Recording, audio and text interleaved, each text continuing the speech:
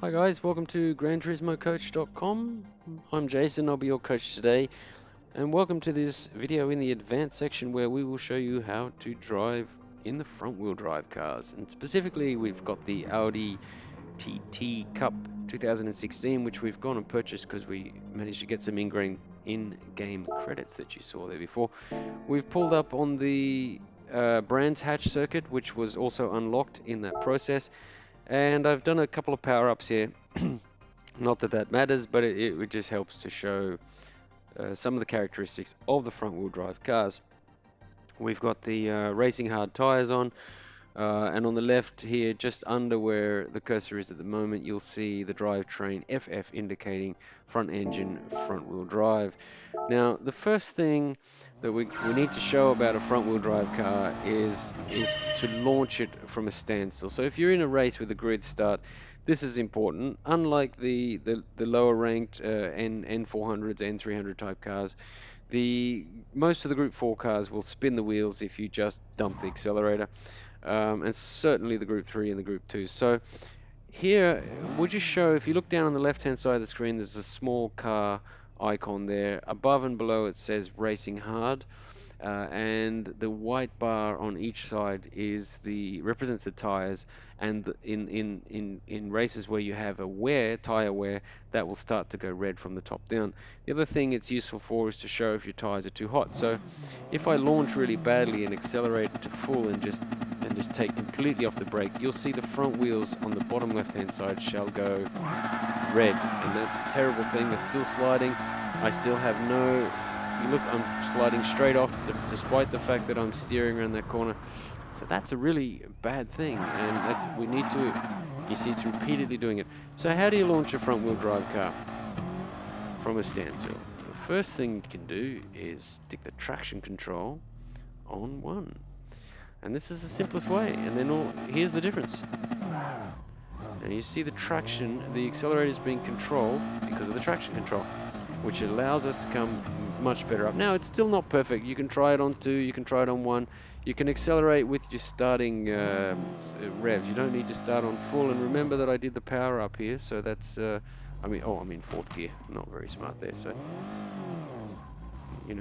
that's much better than it was. Without the power up, it's a little bit different. But let's get into the main difference between the front wheel drives and the rear wheel drives. And that is that when you come into a corner like this one ahead, as we mentioned, both the braking and the acceleration is done on the front wheels. So once we come in here and we've stopped our braking, we don't need to just hold off. We can accelerate lightly, and those front wheels will actually pull us around the corner. Demonstrate that again here. We go half throttle and bring it on just as we come through.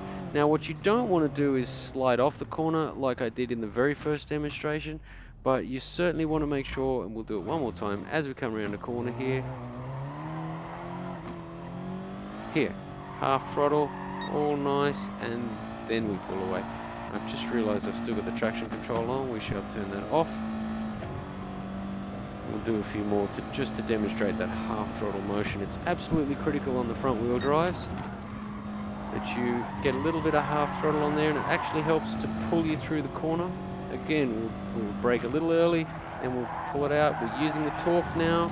Oh, I haven't showed you the torque. I'll show you that amazingly flat torque curve on this Audi TT, and it's a useful thing to use in situations like this where you go a bit wide. You can just kind of really give it some gentle throttle control instead of stomping on the accelerator. One more time, this corner is a perfect example. We're going to drop to 4th, use the low revs, and just gently use about half throttle until we make sure we've got full traction, and then we put the full accelerator. Now, what was I talking about on the torque curve? If you come back into your, oh, I've got a trophy, into your car settings here, have a look at the graph on the top right-hand corner. The grey line is the torque curve, and you can see it's massively flat. On the left-hand side, it's all the way up to its maximum and just holds. I have no idea why it's like that. Maybe it's a diesel. But the power curve exhibits more normal power curve. So when you're on the straight, you really do want to maximize out that last little bit of power there. If you multiply your power and you torque, you're maximizing the car revs in the straight. But when you've got a distinct lack of traction and you're risking spinning, you can use a higher gear and just allow that huge torque curve to pull you around the corner. So one more time, we'll show that here where we come, for example, up to fourth, and you can just use a small bit of throttle to keep the traction and power out thanks to that fantastic torque. Whereas on the straight like this, you want to max all the way out to say, well, almost the rev limiter. Of course, I hit the rev limiter there in trying to do the demonstration. But that's the basics of how to get a front-wheel drive car and make it fast. I've gone in a little fast there. Since I've gone in a little fast there, I'll just cover one more thing. There's two ways to take a corner. Well, there's 100 ways, but two good ways, and that's to either come in fast and out slow, or to come in slow and out fast. You have a look at the track line video in the beginner section, and it applies equally to the front wheel drives as it does to the rear wheel drives. The key being is you need to know of the track. You see this track is fairly short distance between here and the next corner, so it doesn't matter if I've come in a little bit too fast and just slide a little bit out on the exit. Similarly, this next one's not too bad, so even if I come in a little too fast, I can overdo the corner here and come out onto the edge, and because it's a short section to the next, it doesn't matter too much. But coming up to this one, you want to make sure you don't do that. You want to make sure you get a good tight line, hit the late apex, and get lots of speed coming out of the corner. Of course, I've maxed the car a little here. Because of this huge long straight, you want to make sure you hit that corner with a really good exit speed. And again, have a look back at the track, the racing line video to tell you whether or not you should be coming in fast and then sacrificing your exit speed. And basically it comes down to whether or not you have a long straight after that corner or a short. Again here, there's a fairly short section, so you want to maximize your corner speed. This one here, you want to maximize your exit speed because, which I didn't do, because we've got a decent long straight here, which you can make up a fair bit of time. Similarly here, you need to get this corner, but you really make sure you've got to get the exit speed here.